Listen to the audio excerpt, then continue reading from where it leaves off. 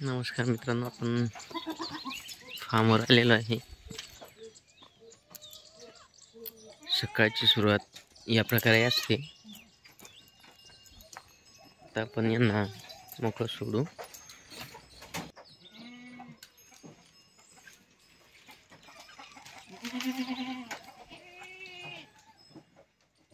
सगळे बाहेर जाण्याची तयारीत आहे, त्यामुळे सगळे सावधान स्थितीत आहे। बघू शकता, फक्त गेट खोलायची तयारी।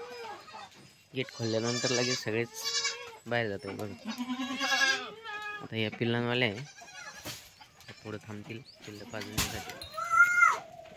आता पिल्ले पाजणं चालू आहे, यांचं पिऊन झालेलं आहे।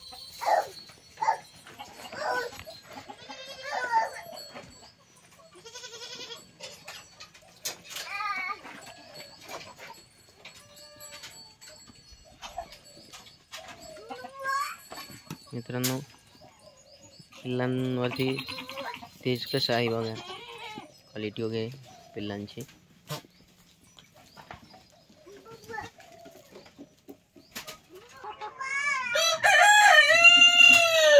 बिटलनी क्रॉस केल्याच्या नंतर मित्रांनो रिझल्ट बघा, एकदम खनाळ पिल्लू,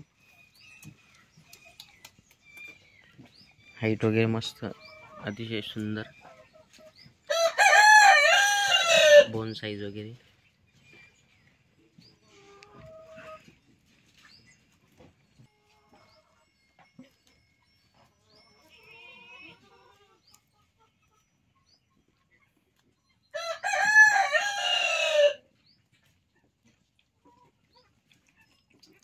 मित्रांनो, तुम्ही म्हणशाल असं की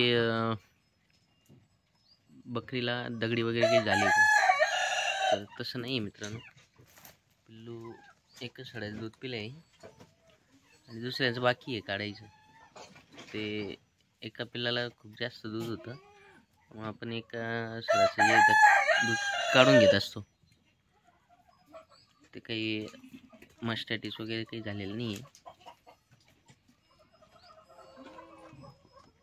त्यानंतर मित्रांनो, ही शेळी बघा आणि बिटलचा हा रिझल्ट। शेळी कशी आहे गावरान, आणि पिल्लू बघा त्याच प्रकारे हिचं पण आहे। अतिशय सुंदर रिझल्ट आहे मित्रांनो बिटल नरचा। शेळी तुमची कुठली असू द्या, गावरान, उस्मानाबादी, शिरोई, सोजर, बिटलनी क्रॉस केल्यानंतर पिल्लं थोडेसे साईजमध्ये जास्त असतात।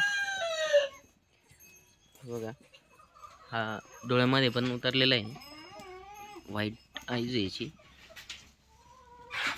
पंच फेस वगैरे मस्त आहे।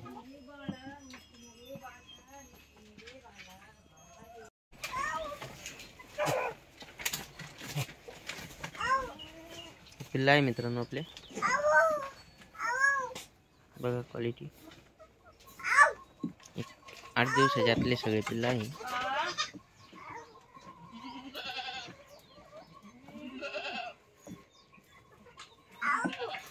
आत्ताच रक्षक पावडर लावलेली आपण यांना, जे की पिसवा वगैरे होऊ नये म्हणून।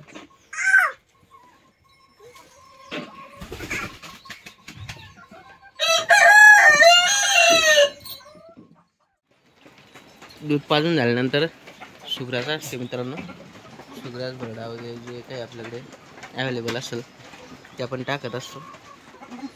आता सुग्रास खाते आहे। यांनी शेळ्यांची क्वालिटी वगैरे अंगावरती चांगली असते मित्रांनो। हे बघा, आपलं आताच जे 6 महिन्याचं पिल्लू आहे।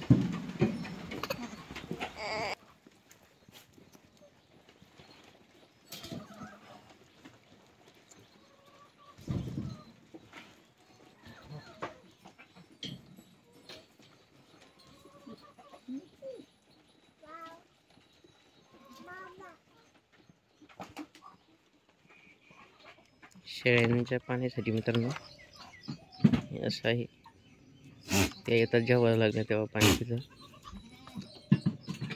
शेळ्यांचं जे आपलं भरडा वगैरे जे काही आपण टाकतो त्यानंतर खाल्ल्यानंतर ते येतात त्यांचं पाणी पितात. हा आपला नर आहे मित्रांनो, बीटल क्रॉस.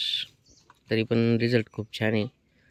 एक फक्त मायनस पॉईंट त्यात हा आहे की त्याला लोळे आहे, जे आपण गल्लोर म्हणता कोणी काही, त्याला तेवढ्यामुळे पूर्ण पिल्लांना लोळ्या येत आहे. बाकी तुम्ही बघू शकता आपलं शेळीपालन कशा प्रकारे, आणि शेळ्यांची क्वालिटी बघा.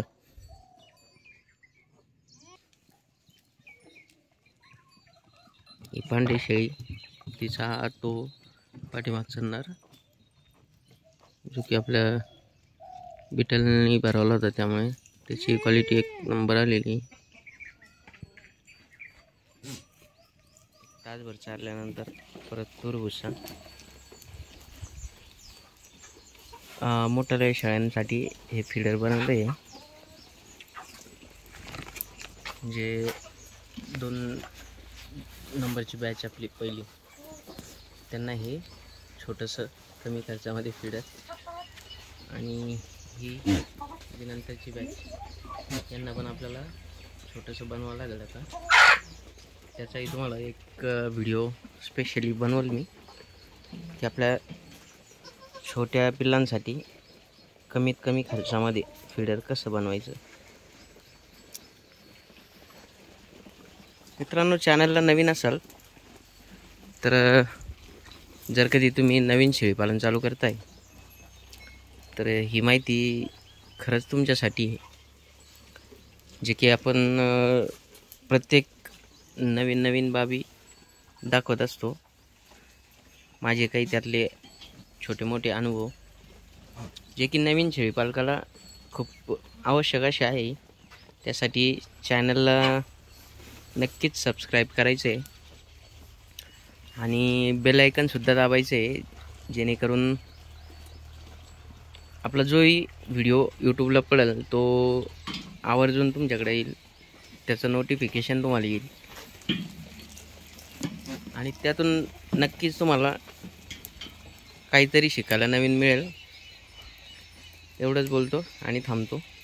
धन्यवाद.